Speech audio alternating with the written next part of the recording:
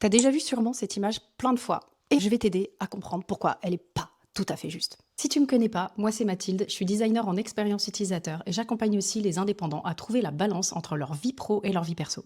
Parlons-en donc de cette image qu'on a vue avec un chemin plutôt de terre et un chemin qui est pavé. Ça s'appelle une ligne de désir. Ce qui voudrait dire que les personnes vont plutôt utiliser cette ligne parce qu'elle leur facilite la tâche plutôt que le chemin qui a été pavé par les concepteurs. Ce qu'on peut avoir l'impression de comprendre, c'est que quand on compare justement cette partie UX, expérience utilisateur, avec ce qui a été décidé par des concepteurs, on met en opposition les deux termes.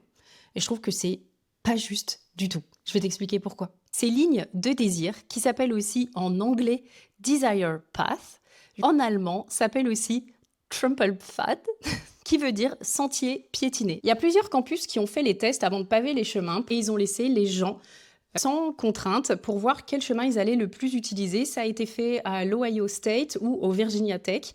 Et justement, ils se sont rendus compte lors d'une étude par des chercheurs allemands qu'un piéton crée un raccourci dès que le trajet officiel est 20 à 30% plus long. Et là où je trouve qu'il y a embrouille, c'est qu'on oppose ces lignes de désir au travail des designers. Or, un designer en expérience utilisateur va étudier les comportements pour proposer les meilleures solutions. Ça n'est jamais l'un contre l'autre, c'est au contraire l'un avec l'autre. Et je vais te donner un exemple pour te prouver que l'un ne vaut pas mieux que l'autre, justement entre les lignes de désir et le chemin qui serait déjà pavé. On a tendance à dire que la ligne de désir, elle va couper et elle va aller à l'essentiel. Par contre, souvent, tu vois, ce chemin, c'est un chemin qui n'est pas pavé, qui est donc, par exemple, s'il pleut, pas du tout praticable. Donc, les gens vont utiliser le chemin pavé. Ça veut encore dire que ça va dépendre du contexte.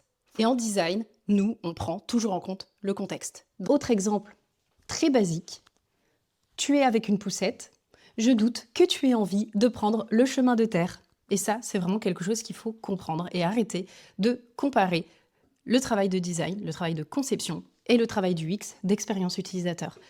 Donc, la prochaine fois que tu vois cette image sur LinkedIn ou n'importe où ailleurs pour t'expliquer ce qu'est l'UX, ce qu'est le design ou ce qu'est une interface, cette image-là ou cette image que tu peux voir aussi avec les bouteilles de ketchup, depuis une bonne dizaine d'années, elle véhicule une image erronée du design et de l'expérience utilisateur. J'espère que ça t'a appris quelque chose et n'hésite pas à rester dans le coin si tu veux des nouvelles vidéos pour t'apprendre 2-3 trucs sur le design, la vie de freelance et plein d'autres choses. À la prochaine!